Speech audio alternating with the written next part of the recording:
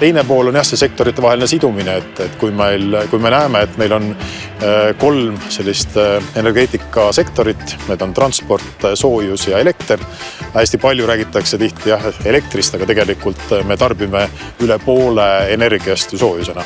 Et kui me lahendame neid väljakutseid, mis on siis need samad mõistlik hind, madal süsiniku jalajälg ja energia turvalisus, energiajulgeolek, et kui me lahendame neid kõiki samal ajal, siis nendes kõigis 3 sektoris, et siis me saavutame selle võimalikult lihtsalt. Et see väokompleks on väga hea näide sellest, et kuidas siis toota elektrit ja soojust samaaegselt, mis tähendab seda, et me ei pea ehitama mitut jaama ja me ei raiska energiat, et me saame samast kütusest tegelikult 3 korda rohkem energiat kui eraldi võetuna kuskil kaugel asuvas elektrijaamas. Süsinikuneutraalsus 2030 on siis üks Utilitase kontserni eesmärk, et mille suunas me liigume ja tõsi ta on, et investeeringuid on vaja teha suures mahus selleks, et sinnamaani välja jõuda.